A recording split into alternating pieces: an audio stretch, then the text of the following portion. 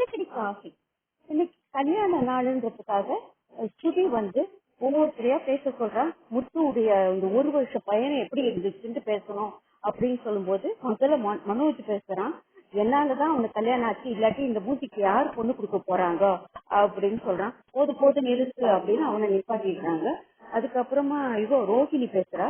ரோஹிணி பார்ல நம்ம பேசும்போது இது மாதிரி முத்துக்கு ரொம்ப வாய் ஜாஸ்தி, அதை அடக்கி வைக்க வேண்டியது மீனாதான். மீனாவும் கூட கூட பேசுறா.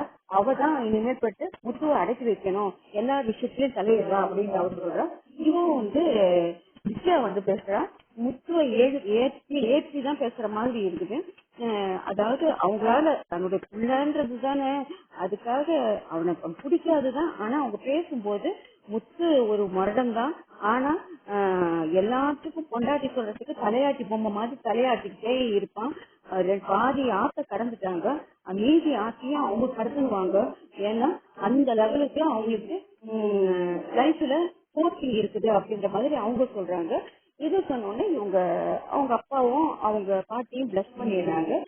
இது முத்து சொல்றான், என்னுடைய வாழ்க்கை ஒரு சேர் டேபிள் மாதிரி இருந்துச்சு, அதை மாற்றி என்னையும் ஒரு மனுஷனா ஆக்கினது என்னுடைய மனைவி மீனா தான். மீனா இல்லாட்டி நான் ஒண்ணுமே இல்லை அப்படின்ற மாதிரி அவன் மீனா புகழ்ந்து சொல்றான். மீனா சொல்ற, எனக்கு இது மாதிரி ஒரு புருஷன் கிடைச்சதுக்கு நான் என்னவோ அவன் பண்ணிட்டு இருக்கணும். எனக்கு முதல்ல எல்லாம் பொருத்தமாவே இல்லை. என்னடா நம்ம வாழ்க்கை இப்படி இருக்குது அப்படின்னு நான் நினைக்கும் போது இவரு நான் சொல்றதெல்லாம் கேட்டது இவர் அத்தை சொல்ற மாதிரி இது நாங்க ஆத்த மட்டும் இல்ல, இவன் மாதிரி ஒரு துணை இருந்ததுன்னா, ஒரு அன்பான துணை இருந்தா நான் கடலையே கடப்பேன் அப்படின்னு அவர் சொல்றான். அந்த நேரத்துல சத்யா வரான்.